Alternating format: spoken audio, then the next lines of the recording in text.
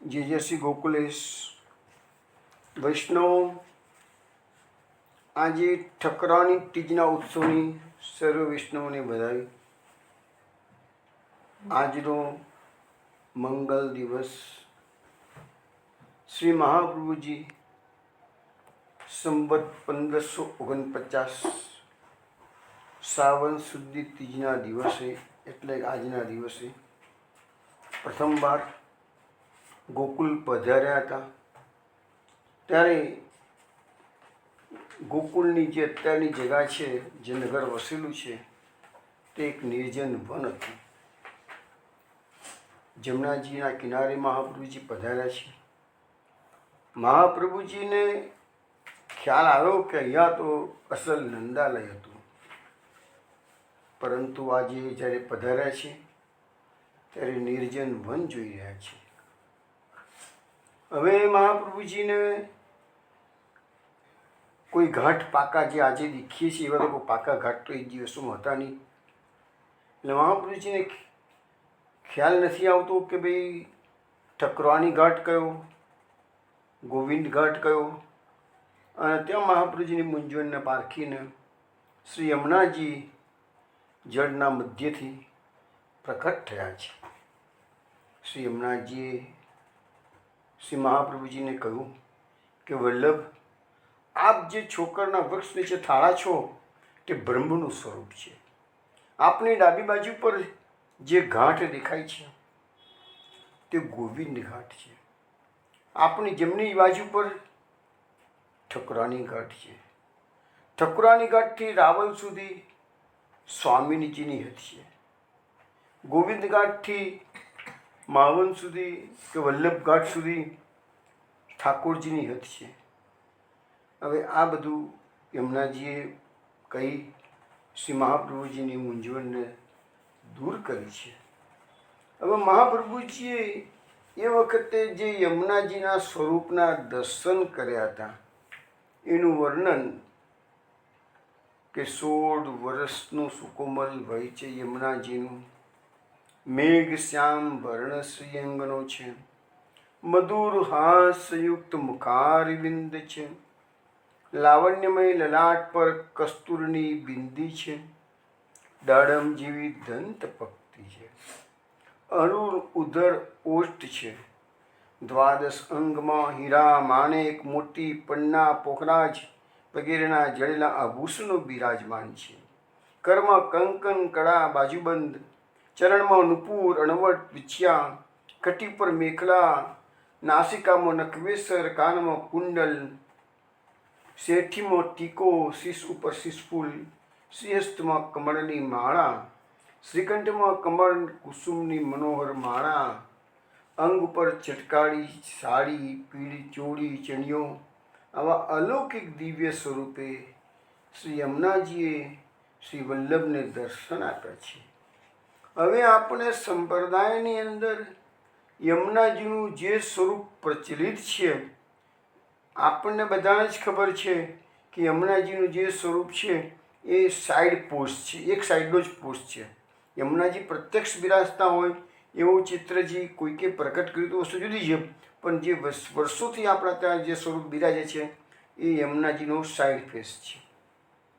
હવે મહાપ્રભુ જ્યારે પ્રથમવાર તો પધાર્યા હતા ત્યારે એમની સાથે જે સેવકો હતા એ દામોદરદાસ હસાણી, કૃષ્ણાસ મેઘન, માધવ ભટ્ટ કાશ્મીરી, આ તો બધા સાથે સાથે રહેતા હતા. બીજા પણ કેટલાક વૈષ્ણવ મહાપ્રભુજીની સાથે હતા. પરંતુ મહાપ્રભુજીના સાથે એક પ્રભુદાસ પટવારી નામના વૈષ્ણવ હતા, જેનો ઉલ્લેખ કોઈ પણ જગાએ સંપ્રદાયના સાહિત્યમાં જોવા મળતો નથી. પરંતુ મને ગોકુલમાં એક શાસ્ત્રીજી એવું કહ્યું હતું કે મહાપ્રભુજીની સાથે આ પ્રભુદાસ પટવારી જે હતા, તો મહાપ્રભુજીની કૃપાથી શ્રી યમુનાજીના દર્શન આ પ્રભુદાસને પણ થયેલા હતા. અને એ પ્રભુદાસ પોતે ચિત્રકાર હતા, એટલે એમને જે સ્વરૂપના દર્શન યમુનાજીના કર્યા હતા એ વખતે તો ચિત્ર નહીં દોરેલું, પરંતુ આ ઘટના પૂરી થઈ પછી એમને પોતાની સ્મૃતિના આધારે શ્રી યમુનાજીનું જે ચિત્ર પ્રકટ કર્યું હતું એ ચિત્ર આજે આપણા બધાના ઘરે ઘેર ઘેર બિરાજે છે. નહીં તો યમુનાજીના દર્શન શ્રી વલ્લભ ન થયા, સાથેના વૈષ્ણવ ન થયા, પરંતુ એ ચિત્ર રૂપે પ્રકાશિત કોણ કરી શકાય? તો જે ચિત્રકાર હોય એ જ કરી શકે. મહાપ્રભુજીનું જે ચિત્ર આપણને જોવા મળે છે, તેમાં તો પેલો દિલ્હીના બાદશાહનો જે હોનહાર ચિત્રકાર હતો એ કારણભૂત બની ગયો છે. એટલે આપણને એ 100% વિશ્વાસ બેસે કે નહીં, મહાપ્રભુજી આવા જ હતા. તો એવી રીતે શ્રી યમુનાજી આવા જ હતા એવું આપણે ભલે આપણા ત્યાં ચિત્ર બિરાજે છે, પરંતુ મને શાસ્ત્રીજી જે કીધું, ગોકુલવાળા શાસ્ત્રીજીએ, એ પ્રકારે કદાચ માની શકાય કે એવા કોઈ વૈષ્ણવ જોડી હશે જ અને એને આ ચિત્ર દોર્યું હશે તરત જ. હવે મહાપ્રભુજી જેવા યમુનાજીના દર્શન કર્યા કે તુરત જ એમના મુખમાંથી શ્રી યમુનાજીની સ્તુતિ સરી પડી અને એ જે સ્વયં એમાં કોઈ વિચારીને બોલવાનો કોઈ ક્વેશ્ચન મહાપ્રભુજી માટે હતો જ નહીં, સ્વયં જ બધું અંદરથી સ્ફુરિત થયું છે. તો એ યમુનાષ્ટકનું ગાન આપણે બધા વૈષ્ણવ અત્યારે હમણાં કરીએ છીએ. શરૂ કરો. શ્રી યમુનાષ્ટકમ. નમામિ યમુનામહં સકલ સિદ્ધિ હેતું મુદા મુરારી પદ પંકજ સ્ફુરદ મંદરેણુત્કટાં તટસ્થ નવકાનન પ્રકટ મોદ પુષ્પાંબુના સુરાસુર સુપૂજિત સ્મરપિતુઃ શ્રિયં બિભ્રતિં કલિન્દગિરિમસ્તકે પતદ મંદપૂરોજ્જવલા વિલાસગમનોલ્લસત પ્રકટ ગંડશૈલોન્નતા સઘોષ ગતિદંતુરા સમધિરૂઢદોલોત્તમા મુકુંદ રતિવર્ધિની જયતિ પદ્મબંધો સુતા ભુવં ભુવન પાવણીં અધિગતા મણે કશ્વનૈ પ્રિયાભિરિવ સેવિતાં સુકમયુરહંસાદિભિः તરંગભુજકંકણ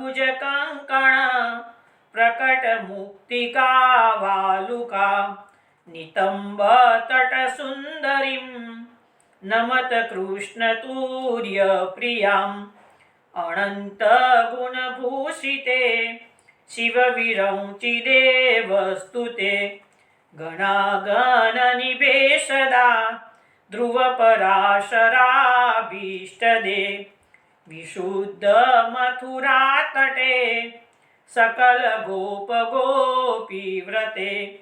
કૃપાજલધિ સંશ્રિતે મમ મનઃ સુખં ભાવય યયા ચરણ પદ્મજા મુરરિપુઃ પ્રિયં ભાવુકા સમાગમનતો ભવત સકલ સિદ્ધિદા સેવતાં તયા સદૃશતામિયાત કમલજાશપત્ની વયત હરિપ્રિય કલિંદયા મનસી મે સદા સ્થીયતાં નમોસ્તુ યમુને સદા તવ ચરિત્રમત્યદ્ભુતં ન જાતુ યમયાતના ભવતી તે પયઃ પાનતઃ યમોપી ભગિની સુતાન કથમુહન્તિ દુષ્ટાનપી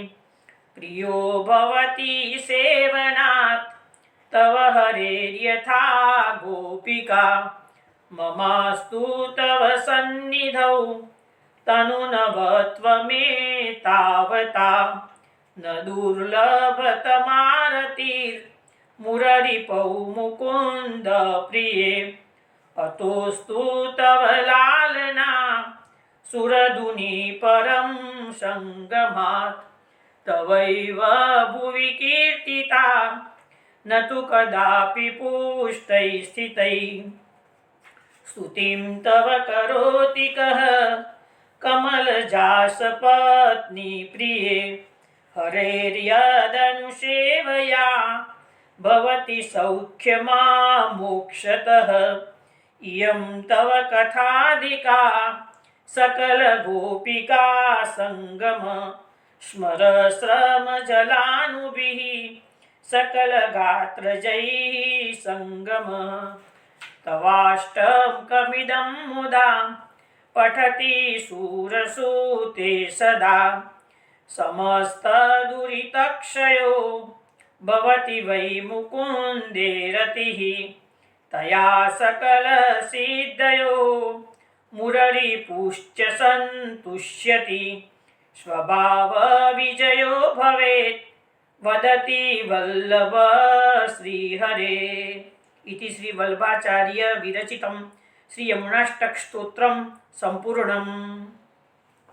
शिवल्लभाधीश की जय, श्री यमुने महारानी की जय।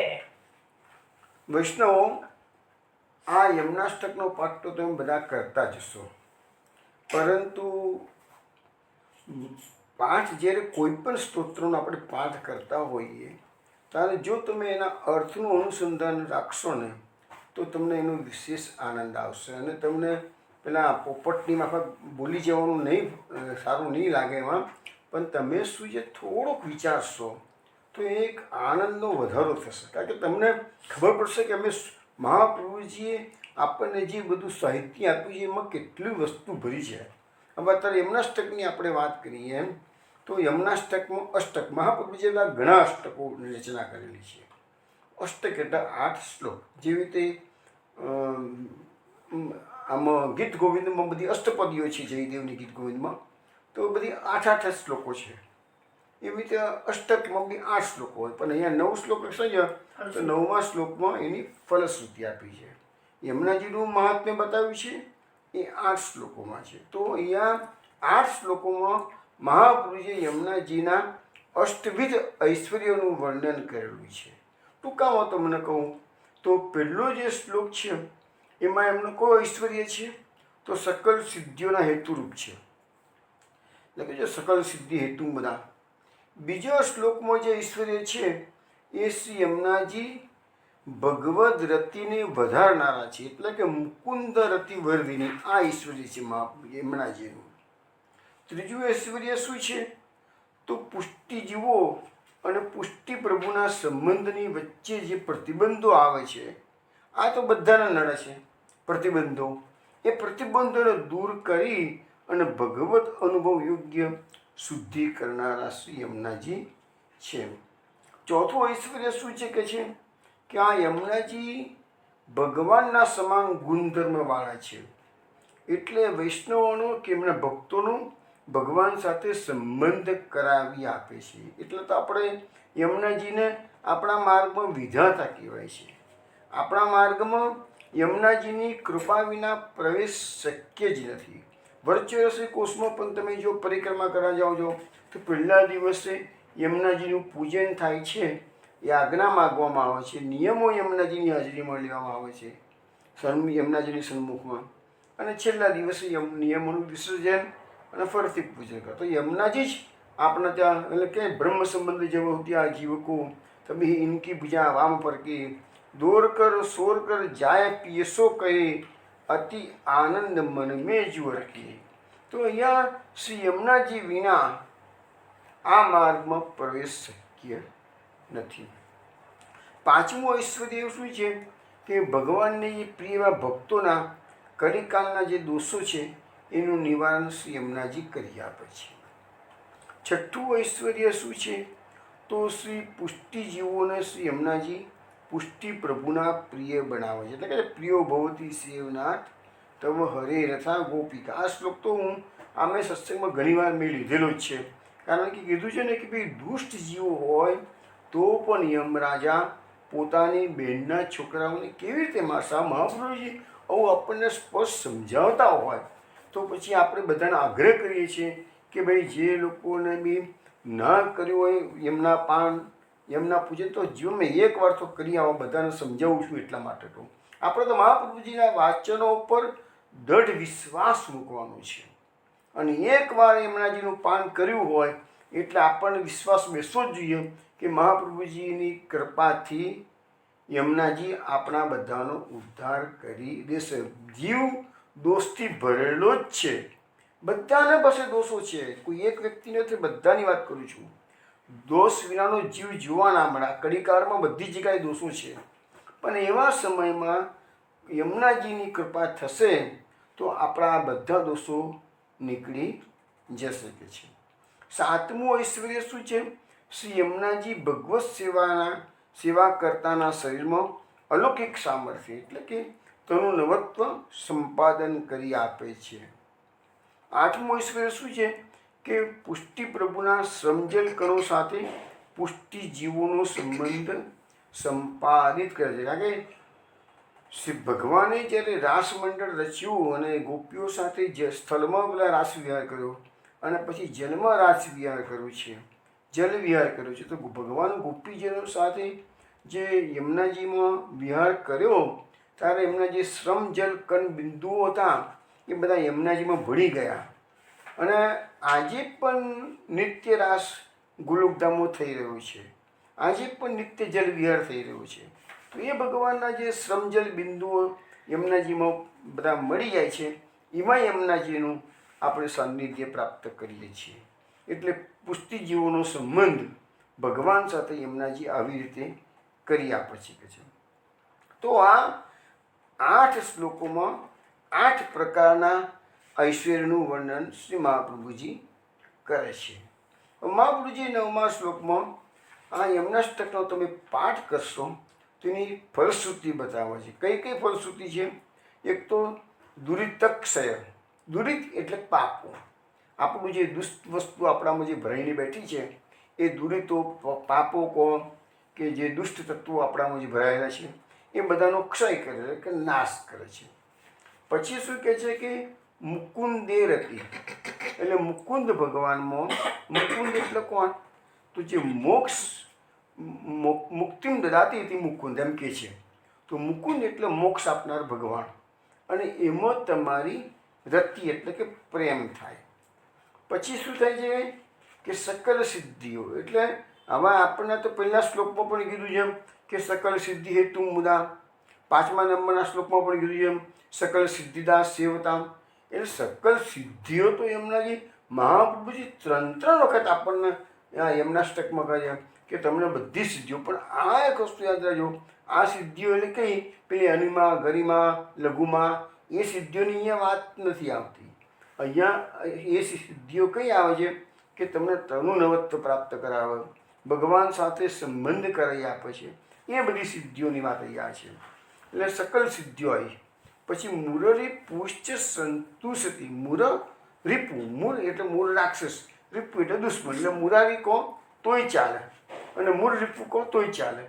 તો એ મુરારી ભગવાનનો તમને એનાથી શું છે, આનો પાઠ કરશો તો મુરારી ભગવાનને સંતોષ થશે કે. અને પછી શું કહે છે કે સ્વભાવ વિજયો ભવે. હવે એનાથી તમારો સ્વભાવમાં પણ પરિવર્તન આવી જશે. કારણ કે આમાં શું છે કે એમ કહેવાય છે કે પ્રકૃતિ અને પ્રાણ સાથે જાય એવું સામાન્ય રીતે આપણે તો કહેવાતું હોય છે, પરંતુ એવું બધાના એપ્લિકેબલ નથી. પુષ્ટિ માર્ગમાં યમુનાષ્ટકનો પાઠ કરો તો તમારા સ્વભાવનું આમૂલ પરિવર્તન કરી આપે. મહાપ્રભુજીની કૃપા થાય, શ્રી યમુનાજીની કૃપા થાય તો ઘણા એવા લોકો જોયા છે આપણે કે ભાઈ 50 વર્ષ 60 વર્ષ સુધી એકદમ નોર્મલ જીવન જીવે, દુનિયાદારીનું જીવન જીવતા હોય, અને ક્યાંક એવી કૃપા થઈ જાય. મારી પાસે એવા ઘણા એક્ઝામ્પલ છે, પણ અત્યારે હું એવા લેતો નથી કારણ કે સાઈડમાં નીકળી જેવી ગાડી આપણી એટલે. પણ ઘણા મેં જોયા છે વૈષ્ણવ એવાને કે આખું જે આપણે માની ના શકીએ કે સોના કેવો હતો માણસ અને કેવો થઈ ગયો છે કે છે. તો એ બધી કૃપા છે. અને આટલે તો વારંવાર સમજાવું છું વૈષ્ણવો કે આ કૃપાનો માર્ગ છે અને ભગવાનની જેના પર કૃપા છે અને કૃપા થશે જ. કેવી થશે કે તમારી અંદર તાલાવેલી લાગવી જોઈશે, અંદરથી એક ઉમળકો આવવું જોઈએ. ના પ્રભુ મારે બહુ થયું, ભલે અત્યાર સુધી હું ભટક્યો, હું ઘણો ભટક્યો છું પ્રભુ, પણ હવે તો તું કૃપા કર. અને કૃપા વિના તમારે એના પ્રત્યે દીનતાથી વિનંતી કરવી જ પડશે, તો જ ભગવાનની કૃપાનો તમે અનુભવ કરશો. અમને ઘણા લોકો કહેતા હોય છે કે જે આપણે વાત કરતા કહે છે કે અમારે કૃપા નથી કે છે, તમારા પર કૃપા છે એમ કહીને ઊભા રહે છે. આવું આમ શાંતિથી બે ધડક બોલી જાય છે. તને હું કહું છું, અરે ભાઈ તમારા પર કૃપા નથી તો તમને કોઈ દાડો દુઃખ થયું છે એનું કે કૃપા કેમ અમારા પર નથી થતી? દુઃખ જ ના કરે તો ભગવાન કશી કૃપા કરવાના છે? તો તમને એનું દુઃખ થવું શું છે કે સારું મને કેમ આવો રસ નથી પડતો, કેમ મને ભક્તિ કરવાનું મન નથી થતું? તો એ પ્રકારની તમે વિનંતી કરશો તો અંદરથી હૃદય તમારું આર્દ્ર બનશે. તો વૈષ્ણવો, અત્યારે આપણે એમના સ્ટક માટે આપણે આજે આટલું જ લઈએ છીએ. વિશેષ તો જ્યારે આપણે ષોડશ ગ્રંથો લઈશું એ વખતે પૂરેપૂરી ચર્ચા કરીશું. અત્યારે આપણે આજનો દિવસ જે હતો શ્રાવણ સુદ બીજનો, એટલે એ યમનાષ્ટકનો પ્રાકટ્ય દિવસ હતો, એટલા જ યમનાષ્ટકની વાત આપણે કરી છે. હવે આપણે અધ્યાય સત્સંગની અંદર આપણો અધ્યાય 5મો ચાલી રહ્યો છે. અધ્યાય 5માં આપણે છેલ્લે જોયું ગઈકાલે કે વસુદેવ અને નંદરાયજીનો જે સંવાદ થઈ રહ્યો છે એમાં જે કર્મના સિદ્ધાંતો આપવામાં આવેલા છે એ બધા આપણે સમજવાનો પ્રયત્ન છેલ્લા 2 સત્રમાં ગઈકાલે અને પરમ દિવસે આપણે કર્યું. હવે જે શ્લોકો રહી ગયેલા છે થોડુંક સુકામ આપણે જોઈ લઈએ.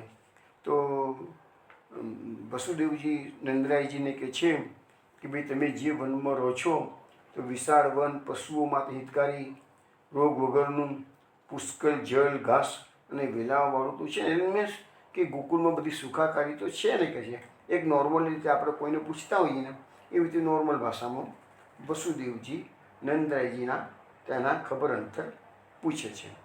પછી ધીરે રહીને બલરામજીની વાત કાઢી છે કે મારો પુત્ર એની માતાની સાથે વ્રજમાં રહે છે. એ તો નંદરાયજીને કહે તમને જ પિતા માનતો હશે નહીં કે જે હોય કે છે. તો એ તમારા બંને દ્વારા લાળ લડાવ તો મારો પુત્ર તો કુશળ છે ને. એટલે હકીકતમાં એમને કૃષ્ણની વાત નથી કરી, એને બલરામની વાત કરી. કેમ કે કૃષ્ણ વસુદેવજીનો છોકરો છે એવું નંદરાયજીને તો ખબર છે જ નહીં. નંદરાયજી એટલી જ ખબર છે કે રોહિણીનો દીકરો બલરામ એ નંદરાયજીનો છોકરો, એટલી જ ખબર છે. એટલે અહીંયા બલરામજીના નિમિત્તે વસુદેવજી કૃષ્ણના પણ ખબર અંતર પૂછી લે છે.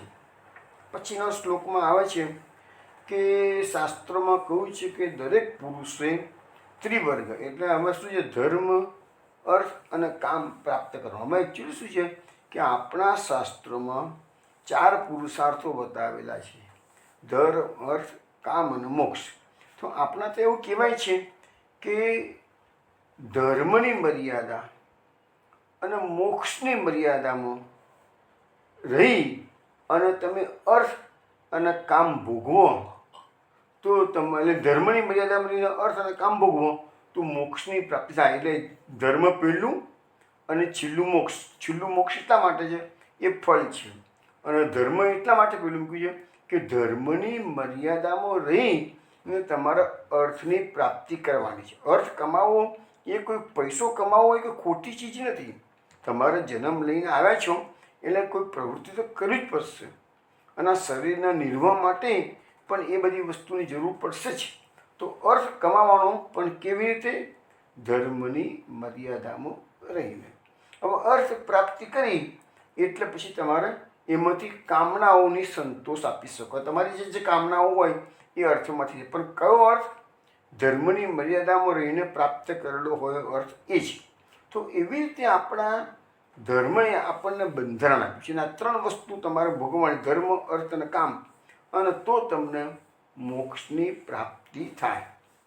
હવે શું કહે છે કે અહીંયા આપણને આ શ્લોકમાં વસુદેવજી એવું સમજાવે છે કે ધર્મ, અર્થ અને કામ એ 3 પુરુષાર્થો તમે તમારા સગા સંબંધીઓ સાથે રહીને ભોગવો તો બધાને આનંદ મળે. પણ જો આ ધર્મ, અર્થ અને કામ તમે એવી રીતે કરો કે તમારા સગા સંબંધીઓને કષ્ટ થતું હોય તો આ 3 પુરુષાર્થો નકામા થઈ જાય. એટલે તમારે જે મોક્ષની પ્રાપ્તિ કરવી હોય ને તો એકલા કરવાની છે. એમાં બધાની જોડે ના રખાય, શક્ય જ નથી. પરંતુ તમે જે ધર્મની મર્યાદામાં રહી અને અર્થ અને કામની પ્રાપ્તિ કરો તો એનો આનંદ કે એનો ભોગ તમારા બધા સગાવાળા એટલે નજીકના ઘરના કુટુંબીજનોને એ ભોગવાય. તો એવી રીતે આપણને અહીંયા સમજાવવામાં આવે છે. પછી હવે નંદરાયજી બોલે છે કે દેવકીજીથી તમારા ઘણા પુત્રોનો કંસે તો વધ કરેલો છે કે છે, નહીં કે છે. અને મેં સાંભળ્યું કે છેલ્લે એક બાળકી જન્મી હતી, એ પણ આકાશમાં જતી રહી કે છે. એટલે નંદરાયજી પછી પેલો શ્લોક જે અદ્રષ્ટની વાતો કરતો હતો ને, એ શ્લોક આ તબક્કે નંદરાયજી બોલે છે કે મનુષ્યએ ભાગ્ય પર વિશ્વાસ રાખવો જ પડશે. શું કરો કે છે કે છોકરી જન્મી અને પાછી આકાશમાં જતી રહી કે છે, તો આ ભાગ્ય મોટું નિર્ણાયક બળ છે કે છે. અદ્રષ્ટ એટલે આત્માનું જે તત્વ છે એ અદ્રષ્ટ છે. એટલે અદ્રષ્ટને અહીંયા ભાષાંતરકારે ભાગ્ય શબ્દ વાપરેલો છે કે અને એને લખ્યું છે કે આ દુનિયામાં જે કંઈ બી કામ થઈ રહ્યું છે, જે કંઈ ઘટનાઓ ઘટી રહી છે, એ બધું અદ્રષ્ટ તત્વ પર આધારિત છે. અદ્રષ્ટ તત્વ એટલે કે ભાગ્ય પર. અને જે આ જાણે છે તે મોહ પામતું નથી. મુખ્ય વાત આટલી જ છે. હું બધો સત્સંગમાં વારંવાર સમજાવું છું કે આપણો જે મોહ છે, આપણી જે આસક્તિઓ છે, એમાંથી તમે પરત જે બની રહ્યો એને તમે સાક્ષી ભાવે જોઈએ. અને તો મહાપ્રભુજીના ગ્રંથોમાં આપણને એ જ સમજાવ્યું, તથૈવ તસ્ય લીલેતી મત્વા ચિંતામ ધૂર્તમ તજેત. એટલે જે કંઈ બી બની રહ્યું છે એ ભગવદ ઈચ્છાથી બની રહ્યું છે. સારું બને તોય ભગવદ ઈચ્છા, ખરાબ બને તોય ભગવદ ઈચ્છા, તમને મનગમતું બને તોય ભગવદ ઈચ્છા, તમારે મનગમતું ના. પણ એટલે તો શું છે, સાચા ભગવદીઓને તો મનગમતું કે વગર મનગમતું જેવું હોય જ નહીં. આ કંઈ દરેકમાં એક જ વસ્તુ છે કે જે કરે છે કૃષ્ણને કરવું હોય તે કરે. ચિત્ત તું સિદ્ધને ચિંતા ધરે, કૃષ્ણને કરવું હોય તે કરે. પછી આપણે ચિંતા કરવાનું ક્વેશ્ચન નથી થતું. એટલે આ બધું જે કંઈ બી ઘટના ઘટી રહેલી છે એને સાક્ષી ભાવે તમે જોશો તો ભાગવત કહો, ગીતા કહો, મહાપ્રભુજીના ગ્રંથો કહો, એ બધાનો સાર એક જ છે કે એમાં તમારે મોહ પામવાની જરૂર નથી કે છે. તો આવી રીતે નંદરાયજી વસુદેવજીનો સંવાદ થયો છે. હવે પછી વસુદેવજી છેલ્લે કહી દીધું કે ભાઈ તમે વાર્ષિક કર આપી દો કંસને કે છે, આપણે પણ મળી લીધા છે કે હવે તમે રોકાશો નહીં, કારણ કે મને ડર છે ગોકુળમાં ઉપદ્રવો શરૂ થઈ જશે કે છે. તમે તાત્કાલિક ગોકુળ જતા રહો કે છે. હવે છેલ્લો શ્લોક આવે છે અને સુખદેવજી કે છે, ઇતિ નંદાદયો ગોપા પ્રોક્તાસ્તે સૌરીણાયયું અનોભી અનરુદ્ધતૈ તમનું ગાપ્ય ગોકુલમ. એટલે કે વસુદેવજી આ પ્રકારે કહ્યું એટલે નંદરાયજી વગેરે બધા ગોપો એમની રજા લઈ ગાડા જોડી અને ગાડાઓની બળદો જોડી અને ગોકુળ જવા રવાના થયા. એટલે અહીંયા જે આપણે વાત કરતા હતા તો અષ્ટમીનું પ્રાકટ્ય, નવમીનો નંદ મહોત્સવ, દ્વાદશીના દિવસે જોગી લીલા થયેલી છે જે આપણે આજે લઈશું છે. તેરસના દિવસે કર આપવા માટે નંદરાયજી કંસને કર આપવા મથુરા ગયા છે. અને 14ના દિવસે પૂતના આવી છે. છઠ્ઠો અધ્યાય છે એ આખું પૂતના મોક્ષનો છે. પૂતના મોક્ષ, પૂતના ઉદ્ધારની લીલા છે. પૂતના વધની વાત નથી આવતી, પૂતના મોક્ષની વાત આવે છે. એ આપણે છઠ્ઠા અધ્યાયમાં એ બધી વાતો કરીશું. હવે અહીંયા આપણને સમજાવવામાં આવે છે કે નંદરાયજી તો ત્યાં જવા નીકળી ગયા છે. તો એનો અર્થ એવો થયો કે તેરસના દિવસે નંદરાયજી મથુરા આવ્યા, મથુરામાં રોકાયા, લાલા માટે રમકડાને બધું લીધું છે. અને 14ના દિવસે વસુદેવજીએ કહ્યું, પછી 14ના દિવસે ગયા. એટલે નંદરાયજી જ્યારે ગોકુળ પહોંચી ગયા એની પહેલાં તો પૂતનાનું કારસ્થાન પૂરું થઈ ગયું હતું. પૂતનાને જે કરવાનું હતું એ કામ એને કરી દીધું અને લાલાને જે કરવાનું હતું એ લાલાએ કર્યું. એટલે હજુ નંદરાયજીને તો ખબર જ નથી કે ગોકુળ પહોંચ્યા છે, પણ એની ગેરહાજરીમાં શું શું બનાવો બની ગયા છે. એ બધું આપણે વિસ્તારથી છઠ્ઠા અધ્યાયમાં જોઈશું. પરંતુ મહાપ્રભુજી સુબોધનીજીમાં એમ કહે છે કે જ્યારે પૂતના ગોકુળમાં આવી તે વખતે નંદરાયજી હતા નહીં અને ગાયો વનમાં ચરવા ગઈ હતી.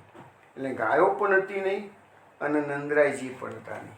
અને એના કારણે આ પૂતનાને જે બંનેનું ધર્મનું સ્વરૂપ છે બંને, તો એ ધર્મનું સ્વરૂપ જોવાથી બંનેની ગેરહાજરીમાં પૂતના આવી ગઈ છે કે છે. જો નંદરાયજી અહીંયા હોત તો કદાચ પૂતના હિંમત કરી ના હોત કે છે, એવું કહેવાનું. છતાંય આપણે 6થા અધ્યાયમાં થિયરી વ્યવસ્થિત જોઈશું. હવે આ 5મા અધ્યાયની અંદર એક છેલ્લે કારિકા મહાપુરુષજી મૂકી છે, એ આપણે જોઈ લઈએ.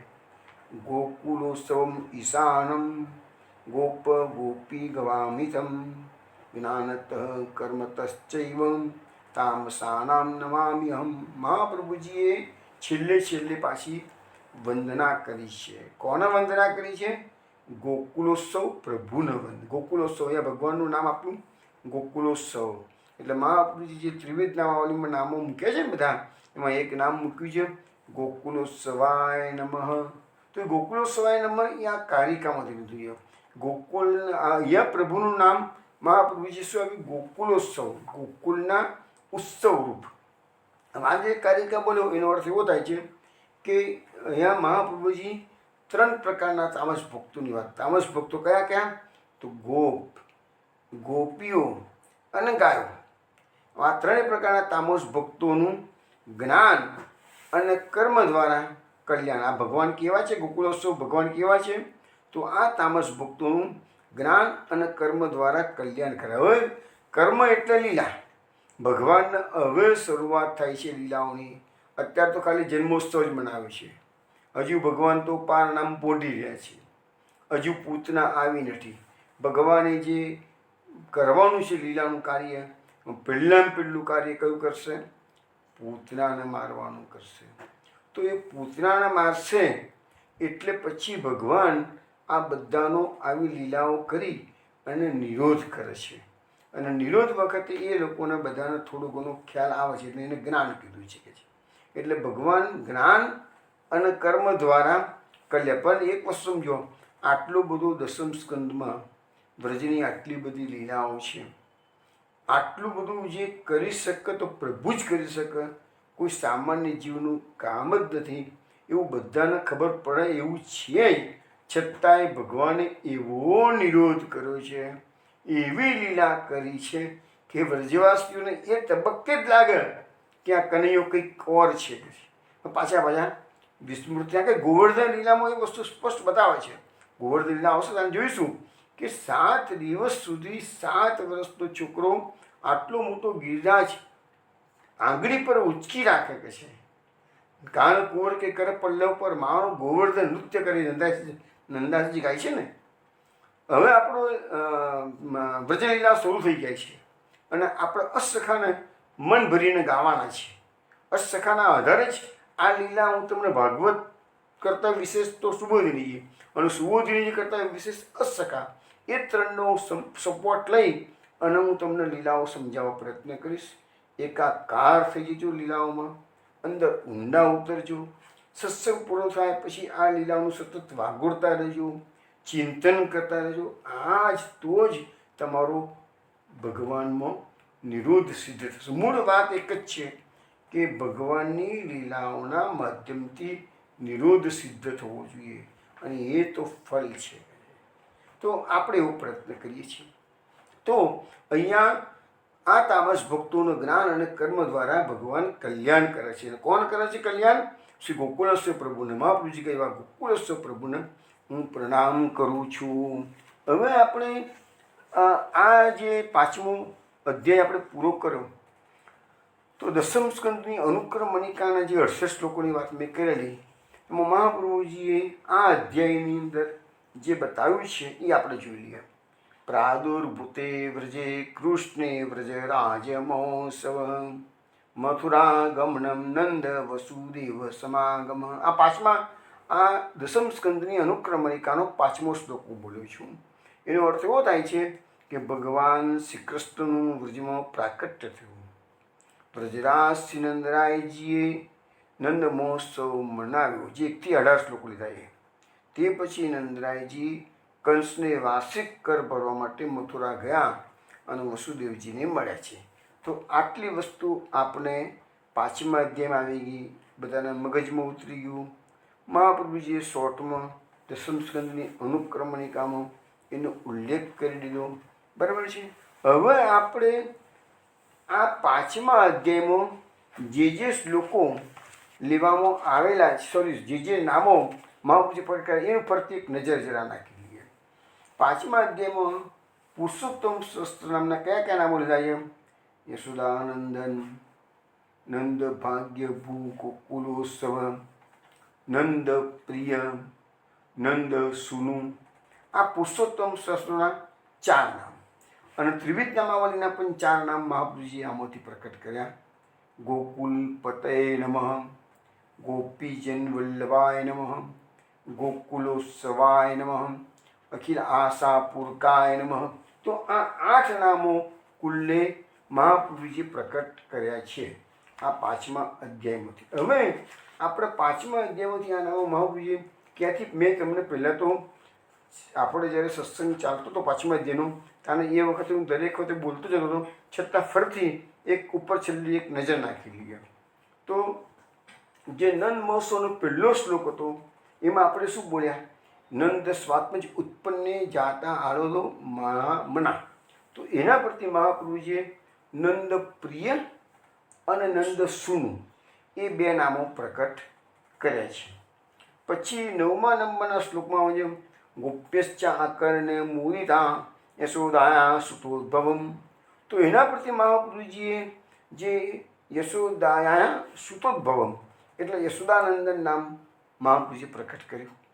અને ગોપ્યશ્ચ આકર્ણે મુદિતા એટલે એના પરથી ગોપીજન વલ્લભાય નમઃ એ નામ મહાપુરુષે પ્રકટ કર્યું. પછી 13મા નંબરનો શ્લોક અવાદ્યંત વિચિત્રાણી વાદિત્રાણી મહોત્સવે કૃષ્ણે વિશ્વેશ્વરે અનંતે નંદસ્ય વ્રજમ આગતે. એના પરથી મહાપુરુષે નંદ ભાગ્ય ભૂ ગોકુલોત્સવ એ નામ મહાપુરુષે પ્રકટ કર્યું. પછી 18 નંબરનો શ્લોક તત આરભ્ય નંદસ્ય વ્રજ સર્વ સંભ્રુધિમાન હરેર્નિવાસાત્મ ગુણે રમા કીડમ અભુનૃપમ. એમાં અખિલ આશા પૂરકાય નમઃ એ નામ મહાપુરુષે એમાંથી પ્રકટ કર્યું.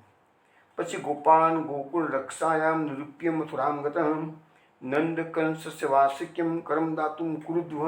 એ જે 19 નંબરનો શ્લોક છે એની સુબોધ રીજમાં મહાપ્રભુજી એમ કહે છે કે નંદરાયજી આ વખતે કંસને કર આપવા માટે ભલે મથુરા ગયા છે, પણ ગોકુળના પતિ આવી ગયા છે. હવે કૃષ્ણની હાજરીમાં હવે નંદરાયજીને કર આપવાની જરૂર પડવાની નથી. નંદરાયજી પછી ક્યારેય ગયા નથી. એટલે મહાપ્રભુજીએ સુબોધરીમાં ગોકુલ પતિ શબ્દનો પ્રયોગ કર્યો છે. એટલે અહીંયા આપણને નામ આપ્યું છે ગોકુલ પતય નમઃ. હવે પછી નામ એનું આવે છે, એના પછીનું જે નામ આવે છે એ આવે છે ગોકુલોત્સવાય નમઃ. એ તમને થોડી વાર પહેલાં જ મેં કીધું કે ભાઈ કારિકામાં ગોકુલના ઉત્સવરૂપ પ્રભુ એ લીધું એટલે ગોકુલોત્સવાય નમઃ નામ આવી ગયું છે. તો આવી રીતે મહાપ્રભુજીએ જે 4 + 4 એટલે 8 નામો પ્રકટ કર્યા છે એની વાત મેં આપણે બધાને સમજાવી દીધી છે. હવે આપણે જે લઈએ છીએ તો અહીંયા 5મો અધ્યાય તો આપણે પૂરો કર્યો છે. હવે આપણે શરૂ કરીએ છીએ જોગી લીલા. હવે જોગી લીલાનું વર્ણન શ્રીમદ ભાગવતમાં નથી, પરંતુ સુરદાસના જોગી લીલાના ઘણા પદો અવેલેબલ છે. આજે આપણે 1-2 પદો આપણે આનંદ લઈશું. વિનોદા એનું ગાન કરે છે, પછી તમને સમજાવું છું. મેં જોગી જસ ગાયા બાલા, મેં જોગી જસ ગાયા, તેરે સુત કે દર્શન કારણ મેં કાશી તજ આયા બાલા, મેં જોગી જસ ગાયા. પરબ્રહ્મ પૂરણ પુરુષોત્તમ સકલ લોક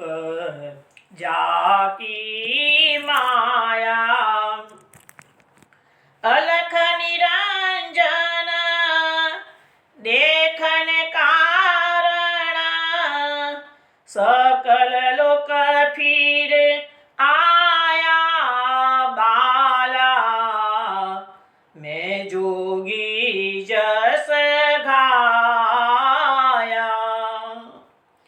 धन तेरो भाग्य जसोदा राणी, जीन ऐसो सूत जाया। गुणन बड़े छोटे मन भूलो, अलख रूप धर आया बाला, मैं जोगी जस गाया। जो भावे सो लीजिए लावल, करो आपुनी दाया। देव आशीष मेरे बालक को, अविचल बाढ़े काया बाला, मैं जोगी जस गाया। ना मेले हो पाटंबर, ना तेरी कंचन माया। मुख देखो तेरे बालक को, यह मेरे गुरु ने बताया बाला, मैं जोगी जस गाया। कर जोरे विनवे नंद रानी, सुन जोगिन के राया।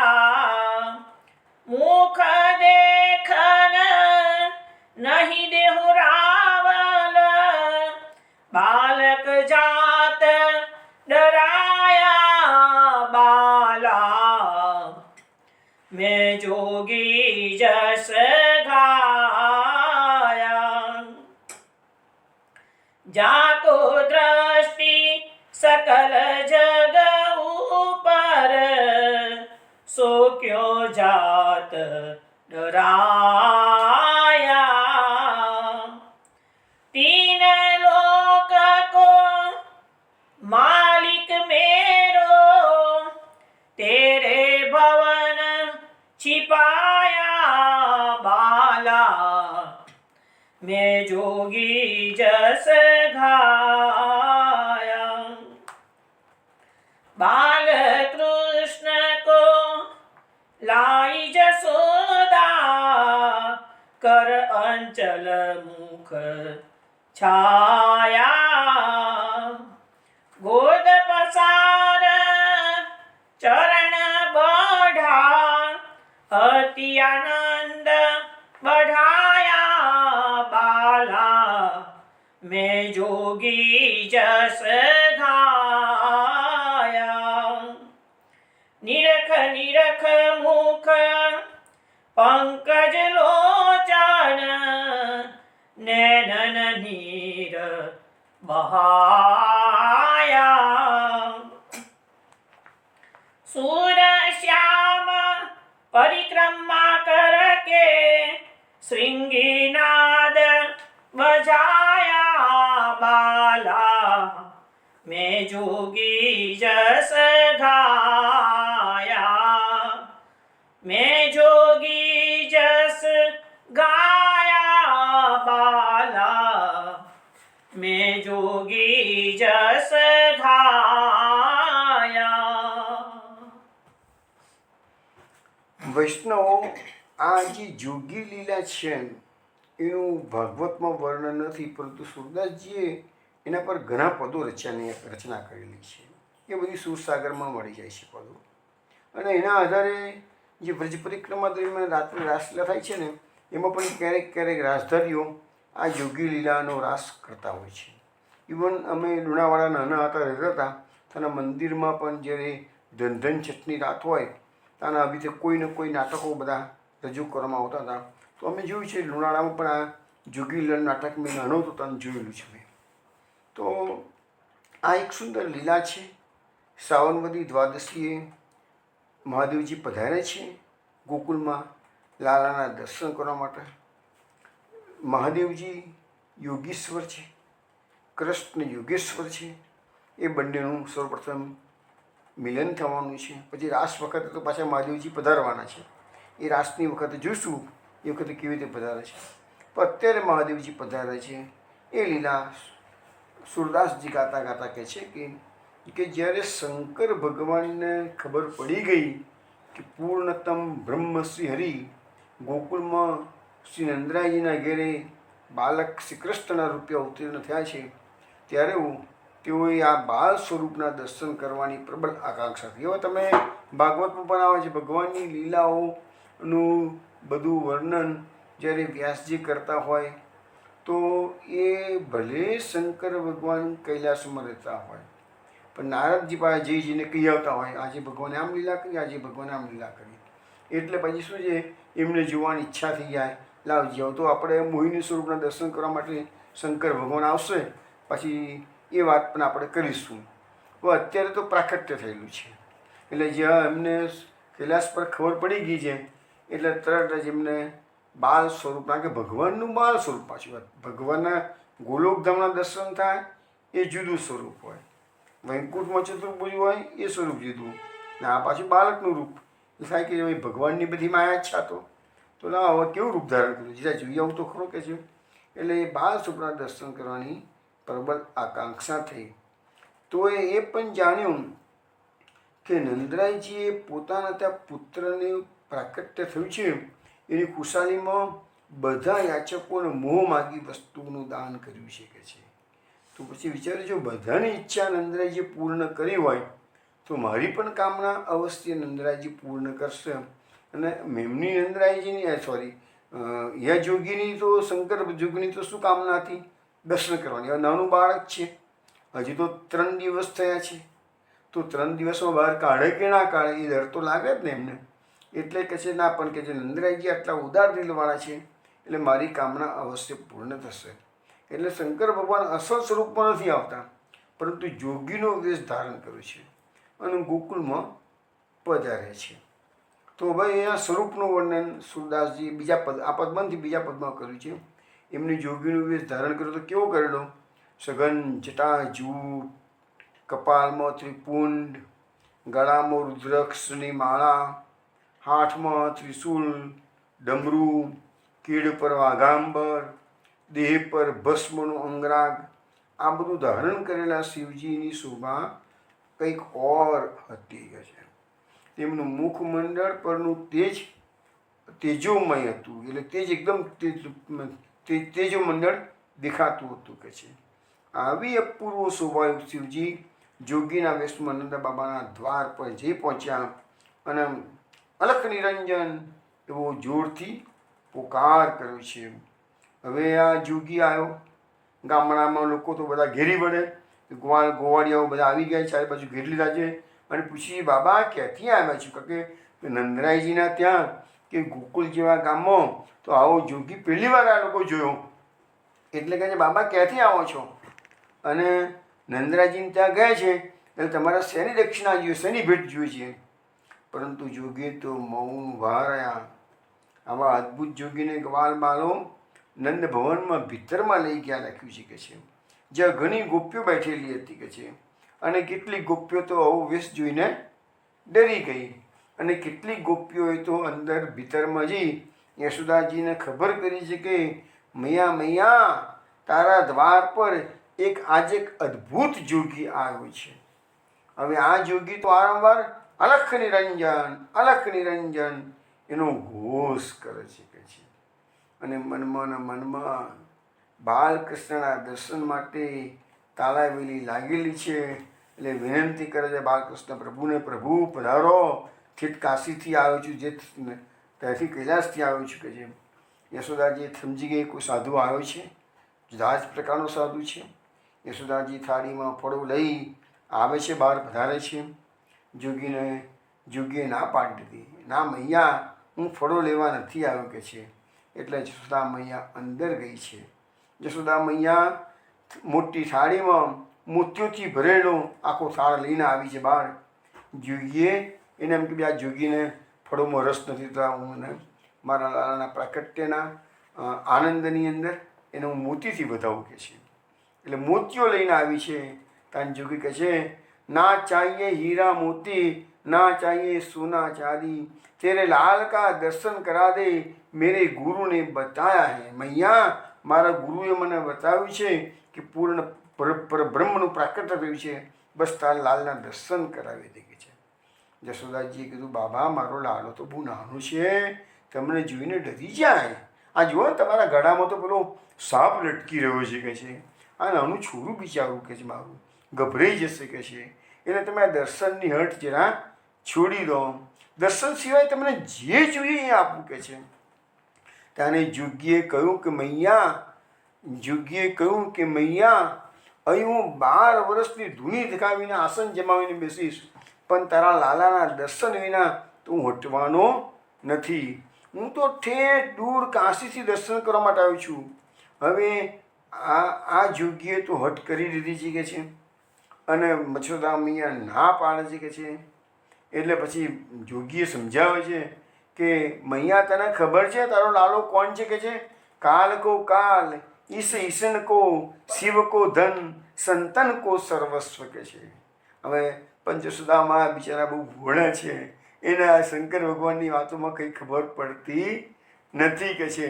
એટલે એને તો ના જ પાડી દીધી, હું દર્શન તો કોઈ સંજોગોમાં નહીં કરાવું કે છે. પછી આ બાજુ અંદર કનૈયો શિવજીના દર્શન માટે આતુર થઈને રડારોડ શરૂ કરી છે. ઘડિયામાં એને રડવાનું ચાલુ કર્યું. હવે કનૈયો કેમે કરીને શાંત થતો નથી.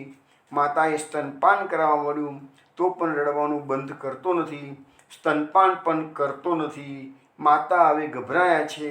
તરત જ સાંડિલ્ય ઋષિને ખબર આપવામાં આવી છે કે હવે જે કનૈયાને 3-4 દિવસ થયા છે.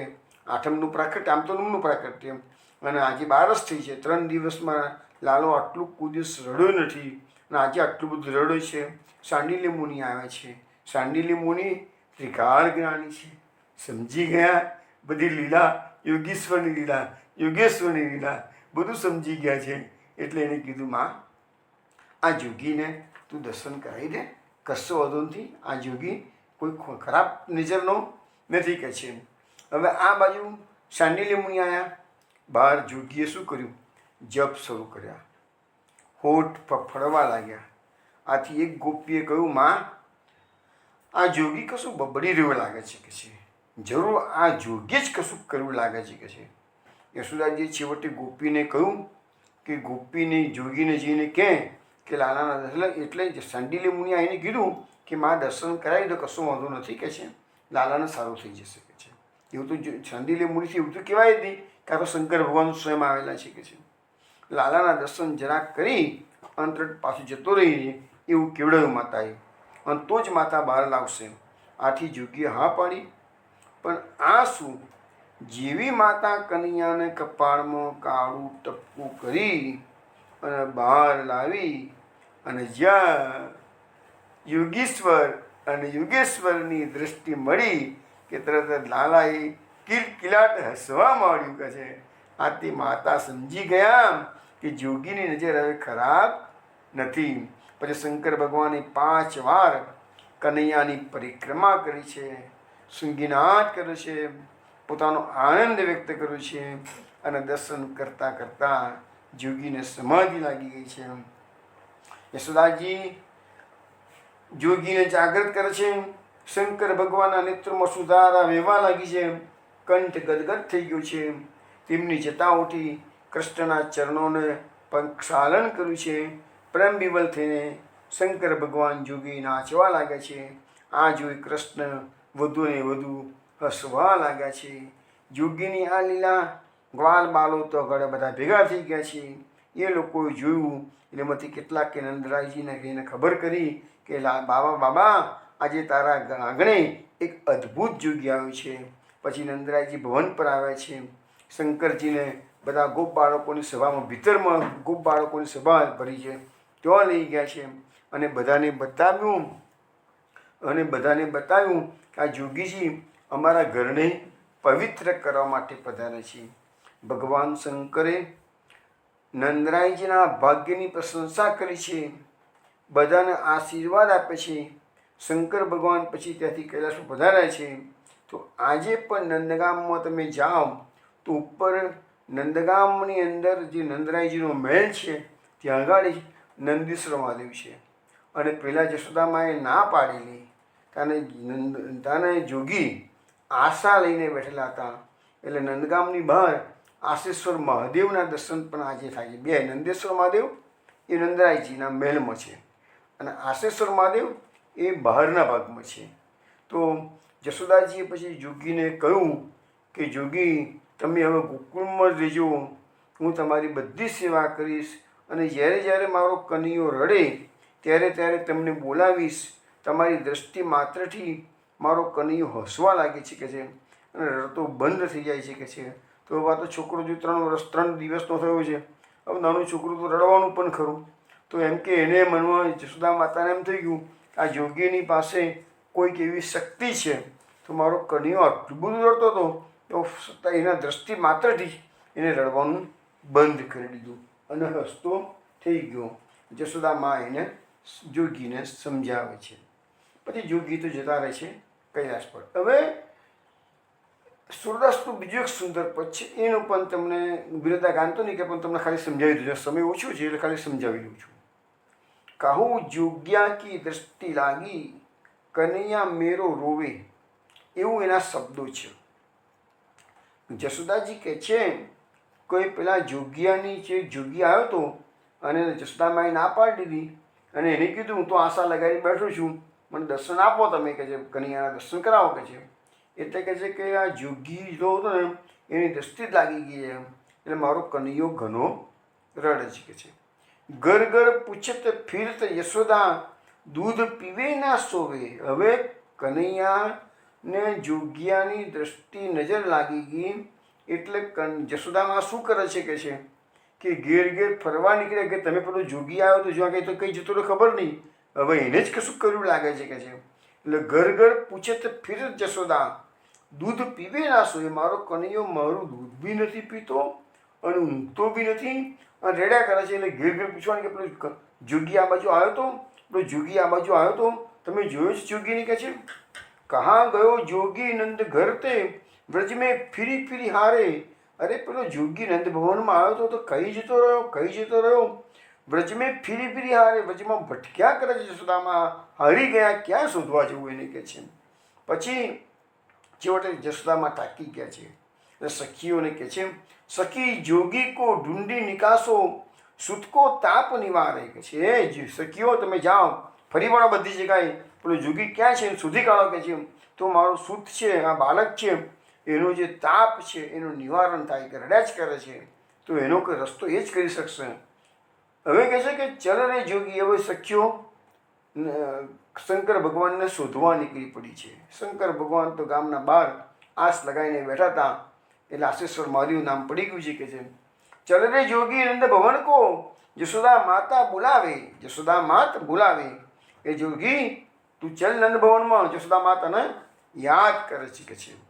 લટકટ મટકટ શંકર આવે, મન મેં મોદ બધાવે. હવે શંકર ભગવાન કહ્યું જેલો મારો દાવ સફળ થઈ ગયો. કનૈયાની કૃપા થઈ ગઈ. દાવ તો શંકર ભગવાને કર્યો જ નથી, અલ્ટિમેટલી તો કૃષ્ણ દર્શન તો કૃષ્ણ કૃપા વિના શક્ય જ નથી. એટલે અહીંયા શું કહે છે કે લટકટ મટકટ શંકર આવે. લટકા મટકા કરતાં કરતાં શંકર ભગવાન ગામના પાદરમાંથી નંદ ભવન તરફ આવી રહ્યા છે. મનમે મોદ બધાવે, મનમાં હરખાઈ રહ્યા છે. નંદ ભવન મેં આય જોગી, રાઈ લોન કરી લીનો. હવે નંદ ભવનમાં આવી ગયા, લાલાનો રડતો બંધ કરવાનો છે એટલે નાટક કરે છે. શું કરે છે? રાઈ લોન એટલે રાઈનું મીઠું એમના હાથમાં જશોદા પાસે મંગાવ્યું એટલે જશોદાએ એમના હાથમાં આપી દીધું. બારી ફેરી લાલા કે ઉપર, હાથ શીશ પે દીનો. હવે એના ઓવારના લીધા છે રાઈને મીઠું લઈ નમક લઈ એમની ચારે બાજુ ગોળ ગોળ બધું ફેરવી દીધું છે કે છે એના ઉપર કે છે. અને પછી પોતાનો હાથ છે એ લાલાના મસ્તકે પધરાવ્યું છે કે છે. બીથા ભઈ સબ દૂરી બદન કી, અને તેવા લાલાની જે વદનની શરીરની જે વ્યથા હતી એ દૂર થઈ ગઈ છે. કિલકી ઉઠે નંદલાલા, નંદલાલ જે રડતા હતા એમની વ્યથા દૂર થઈ ગઈ અને નંદલાલ હસવા લાગ્યા છે કે હર્ષિત ભાઈ નંદકી રાણી દીની મૂર્તિ અને માલા. હવે નંદીની નંદરાણી હતી એને ખુશખુશાલ થઈ કે ચલો મારા લાલાનો પ્રોબ્લેમ સોલ્વ થઈ ગયો. અને નંદરાયની તરત જ એની ખુશાલીમાં શંકર ભગવાનને જોગીને મોતીઓની માળા આપી શકે છે. રહુરી જોગી નંદ ભવન કો બ્રજ મેં વાસો કીજે. હવે જશોદાજી હરખાઈને નંદ જોગીને કહે છે કે જોગી આ નંદ ભવનમાં તમે રહેજો, કે જશોની કહે છે, અને આ વ્રજમાં જ વાસ કરજો કે છે. વખત મેરો જબ જબ લાલા રોવે તબ તબ દર્શન દીજે. અને જ્યારે જ્યારે મારો લાલો રડશે ત્યારે ત્યારે હું તમને બોલાવીશ, તમે દર્શન આપજો તો મારો લાલો શાંત થઈ જાય. તુમ તો જોગી પરમ સયાને તુમકો વેદ બખાણી. હવે જશોદામાં જોગીને વખાણ કરે છે કે છે તુમ તો જોગી પરમ સયાને, તમે તો બહુ સયાનો એટલે શાનપણવાળા છો કે છે. તુમકો વેદ વખાણી, તમે તો વેદમાં પણ તમારા શંકર ભગવાનના વખાણ તો શાસ્ત્રોએ પણ કરેલા છે. જશોદા માના અત્યારે સ્ફુરન થઈ ગયું કે ભાઈ આ કોઈ સામાન્ય જોગી નથી, એટલે કે તુમકો વેદ બખાણે. બુઢો જોગી નામ અમારો સુર શ્યામ મોહી જાણે. હવે શંકર ભગવાન પોતાની ઓળખાણ આપતા કહે છે કે બુઢો જોગી, મને બુઢા બાબા કોઈ જગ્યાએ બુઢા બાબા લખ્યું છે, અહીંયા બુઢો જોગી લખ્યું છે. તો બુઢા બાબા નામ અમારું નામ તો બુઢા બાબા છે કે છે. સુર શ્યામ મોહી જાણે, મને તારો લાલો મને સારી રીતે ઓળખે છે, ચિંતા ના કરીશ માં. જશોદામાં બિચારા ભોળા છે એને આ બધી વાતોમાં ખબર પડતી નથી. તો વૈષ્ણવ આજે એક સુંદર જોગી લીલા સુરદાસના પદોના આધારે આપણે શ્રવણ કરી છે. અને આવતીકાલે રાત્રે 8 વાગે મળીશું, ત્યારે આપણે પૂતના મોક્ષની લીલાનું શ્રવણ 6થો અધ્યાય શ્રવણ કરીશું. જય શ્રી કૃષ્ણ, જય જય શ્રી ગોકુળ.